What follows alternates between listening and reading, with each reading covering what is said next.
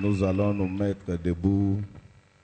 On va nous donner lecture des Écritures. Et ce qui fait que le message de ce matin sera tiré du livre de 1 Roi, chapitre 3, verset 26. 1 Roi 3, le verset 26.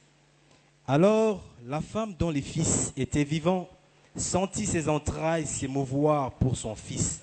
Et elle dit au roi, « Ah, mon Seigneur, donnez-lui l'enfant qui vit et ne le faites point mourir. » Mais l'autre dit, « Il ne sera ni à moi ni à toi, coupez-les. » Amen. Nous acclamons le Seigneur et nous pouvons nous asseoir. Bien-aimés, par la grâce de Dieu, nous allons voir quelque chose qui va nous édifier. Qui va nous prendre à craindre Dieu dans toute notre vie. Nous allons parler ce matin de l'erreur de la maternité. Est-ce que nous pouvons acclamer très fort? Est-ce que nous pouvons acclamer très fort celui qui vient? Donc c'est ce que nous allons parler ce matin. Pourquoi nous voulons parler de cela? Nous voulons parler de la discipline dans la vie d'un enfant de Dieu. Acclamons très fort pour cette.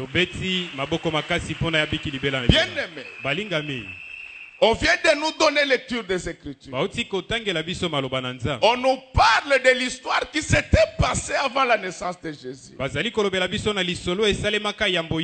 le savez que Israël a eu comme premier roi David. Et que celui-ci, à sa mort illégale, le pouvoir à son fils Salomon. Mais ce dernier, lorsqu'il a pris les affaires, il s'est retrouvé devant une situation complexe. Et il avait demandé au Seigneur de lui donner la sagesse pour gouverner le peuple.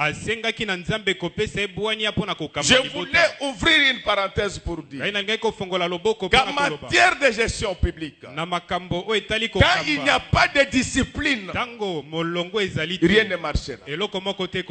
C'est à cause de la discipline qu'il y a des États qui sont développés. C'est à cause de la discipline qu'il y a des églises qui vont loin. C'est à cause de la discipline qu'il y a des chrétiens qui prospèrent.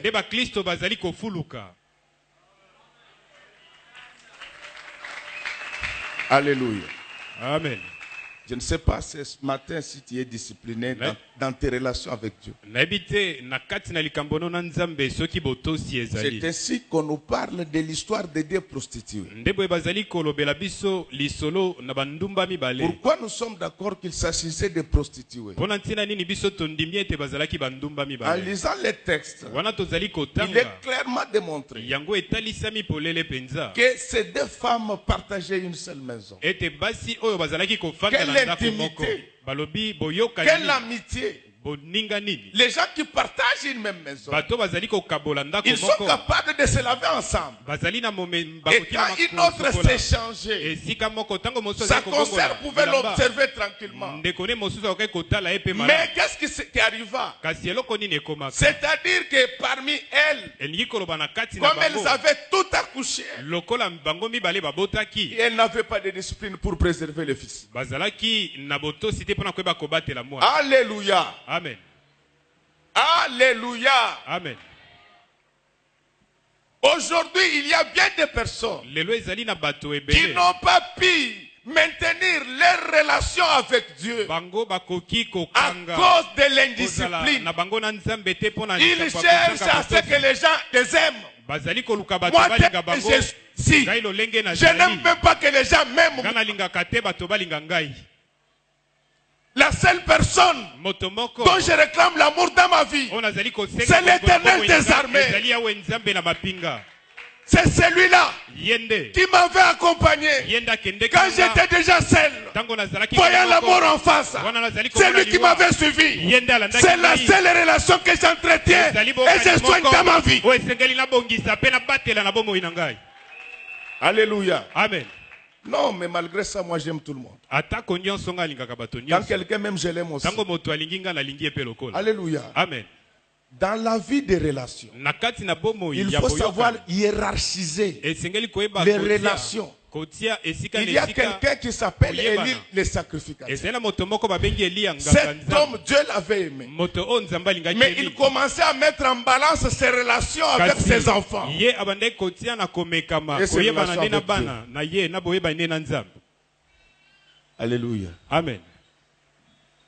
Dieu avait décidé de les tuer. Et lui et ses enfants. L'histoire de sa famille avait disparu. Je voulais te dire, mon frère, ma soeur, apprends à t'en foutre éperdument de ce que les hommes pensent de toi.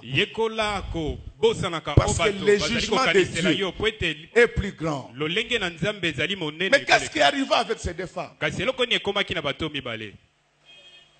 Elles ont accouché, l'une après l'autre. La deuxième a accouché 3 jours après la première. Alléluia. Amen. On n'accouche pas l'enfant le 3e jour. L'enfant doit ressusciter le 3e jour. Amen. Alléluia. Amen. Alléluia. Amen. Le chiffre 3, ce n'est pas un chiffre de la naissance. C'est un chiffre de la résurrection. Si Dieu commence à naître le 3e jour, c'est qu'il n'était pas Dieu. Je ne sais pas si je me fais comprendre. Bien aimé dans le Seigneur, quand ces femmes accouchent,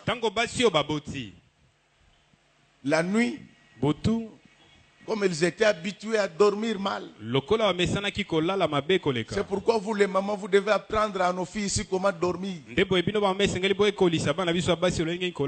Ces mamans avaient oublié que lorsque vous avez un bébé, vous êtes astreint à une discipline rigoureuse. Vous ne devez plus dormir comme vous voulez. Parce que l'enfant peut se réveiller la nuit. Alléluia. Amen. Toutes les mamans ici, même celles qui prétendent ne pas avoir l'argent, mais quand elles ont un bébé à la maison, elles s'organisent pour avoir ne fût-ce que du pétrole. Parce que l'enfant ne doit pas dormir dans les noirs. Je ne sais pas ton fils, il dort dans les noirs ou bien dans la lumière. Alléluia. Amen.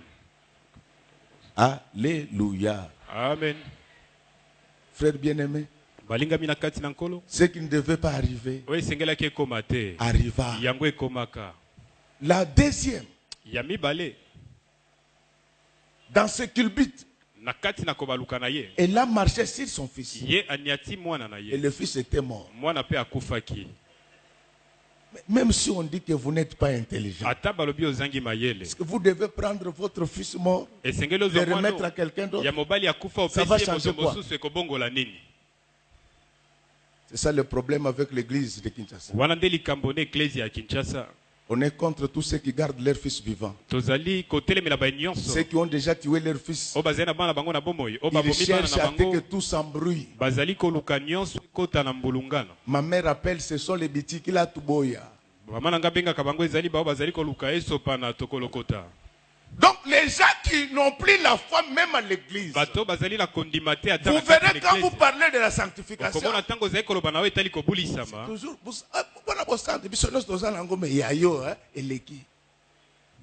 alors toi tu vas croire que et là aussi le Boussantou n'a pas de mesure, soit il ne l'est pas. Alléluia. Amen. Je ne sais pas si ton fils est vivant ou bien il est mort. Alors la deuxième, la première pardon, qui savait bien dormir, Seigneur Jésus. Mais elle dormait profondément. Le malheur à cette femme, c'est qu'elle manquait un mari. qui pouvait lui dire que réveille-toi, je sens qu'il y a une troisième personne sur le lit. Dans son sommeil, la deuxième a dû faire l'échange. Alléluia. Amen. Elle continue à dormir. Mais quand elle se réveille, elle a quand même commencé par observer l'enfant. Une bonne maman doit connaître ses enfants. Même quand l'enfant pleure, elle doit connaître que ça c'est la voix de mon fils. C'est là où Dieu est différent de nous les parents. Je vous ai dit que notre Dieu c'est un Dieu tendre. Il est à la fois père et mère. Il est père en tant que créateur et le Dieu tout-puissant. Mais je ne dis pas elle est. Je voulais dire qu'il est mère. Lorsqu'il représente le corps mystique de l'église. Alléluia. C'est ça la théandrie de Dieu. Bien-aimé, Dieu, quand tu es son fils, dès que tu cries, Dieu t'écoute et t'entend. La plupart des gens qui dérangent Dieu aujourd'hui sont en train de crier, mais Dieu ne les connaît pas. Alors quand la maman s'est réveillée, elle regarde. Elle dit non, ça ce n'est pas mon fils. Alors elle fait remarquer à sa voisine qu'apparemment il y a un problème entre nos enfants. La voisine directement, elle commence les grimaces. Mais cet enfant, même si tu l'élèves, il te frappera un jour. C'est pourquoi, papa, je vous donne un conseil. Si vous avez un fils, quand vous parlez, il dit, c'est quoi? Ne prie pas. Amène-les à l'INRB. On fasse le test d'ADN. Ton fils, le sang finira par parler. Quand il t'a déçu, c'est lui qui t'appelle. C'est lui qui t'envoie des SMS. Il dit que papa, je me rends compte que j'avais mal agi. C'est pourquoi nous, même à l'église ici, nous vraiment, on n'aime pas forcer les choses. Nous laissons venir seulement ce que Dieu nous a donné comme vous là. Et soyez les bienvenus à l'église Image de l'Éternel, la maison du Père. Mais qu'est-ce qui va se passer? La discussion a commencé. La première femme qui avait raison, elle dit ça ne va pas s'arrêter comme ça dans des discussions de chambre. J'irai voir le roi. Un homme qui a raison ne se perd pas dans des discussions de chambre. Courir derrière les hommes, non. Et un homme qui a raison, il va consulter d'abord le roi. Il va demander, Seigneur, qu'est-ce que tu penses de cette affaire? Alléluia. Amen. Alors quand ils arrivent maintenant chez le roi Salomon, la première a commencé à expliquer. Elle a expliqué, mais comment? Moi nous vivions ensemble. Mais elle a pris mon fils pendant que je dormais. Je voulais te dire que s'il y a quelque chose qu'on t'avait pris, ne te pose pas de problème. Nous allons te donner l'occasion de t'expliquer devant le roi des rois pendant tous ces mois. C'est ça qui fait que nous commençons notre service du mois de décembre. Le service commence ce soir et il ira comme ça jusqu'au 30 décembre. Tu auras le temps d'expliquer au Seigneur qu'on t'a pris ton fils, qu'on t'a pris ton mari, qu'on t'a pris ta maternité, qu'on t'a pris ton être, qu'on t'a pris ton avoir, qu'on t'a pris ton pouvoir. Dieu va trancher en ta faveur. Laisse-les prendre. Ce sont des charges qu'ils prennent pour rien. Dieu finira par te venger. Amen, amen. Amen. Pourquoi on arrive à toutes ces choses? À cause de l'indiscipline. Une femme qui a un enfant, on dit à Lingala, amen, amen. Amen. Un chrétien qui a déjà reçu Jésus, non, ce n'est pas quelqu'un qui peut dormir. Parce qu'il sait que la Bible dit que veillez et priez. Et soyez sobres. Mais pourquoi, ma soeur? Toi, tu as déjà rencontré Jésus. Pourquoi tu es encore rentré dans le sommeil? Ne sais-tu pas qu'il y a des gens qui ne sont pas contents de voir son fils vivant? Il y a des gens qui ne sont pas contents de te voir marcher dans la sanctification. Maintenant que tu commences à dormir comme les autres, il y aura des problèmes. Alléluia. Amen. Le sommeil dans l'église. L'œuvre de Dieu, ce n'est pas une œuvre de sommeillère. Si tu vois un serviteur de Dieu, sans raison, les autres prient. Il n'y a pas de raison, lui ne vient pas. C'est quelqu'un qui n'a pas la chance dans les ministères. Parce que notre travail à nous, c'est comme les militaires. Les combats qu'il y a dans l'est du pays, on sait que ça pourra s'arrêter. Mais notre combat à nous, c'est le combat contre qui? Amalek. Ma sœur, mon frère, pourquoi maintenant il y a le sommeil dans ta maison? Tu avais déjà commencé à te visiter. Les choses, l'enfant commençait vraiment à travailler. L'enfant dont je parle là, c'était Jésus-Christ, le maître de Galilée. Jésus est différent des autres enfants. Jésus n'a pas attendu l'âge de 30 ans pour commencer à travailler. Il a attendu 30 ans pour commencer le ministère public. Mais Jésus a commencé le ministère privé pendant son jeune âge. C'est ainsi qu'à l'âge de 12 ans, on l'avait trouvé dans le temple en train de parler. Les gens qui le regardaient, ils ne comprenaient pas comment un enfant pouvait connaître des choses si compliquées. Les 12 ans de Jésus, les 12 ans de Jésus, c'était à la fois l'année de la grâce et les 12 apôtres qui sont les fondements de l'église. C'est ainsi que cet enfant-là, quand il a, même quand il est encore bébé, il a la puissance d'attirer. C'est ainsi que Marie, sa mère, avait vu les mages venir de très loin, attirés par la puissance de l'enfant. Si l'enfant est en toi ce matin, laisse qu'il puisse attirer. Amen.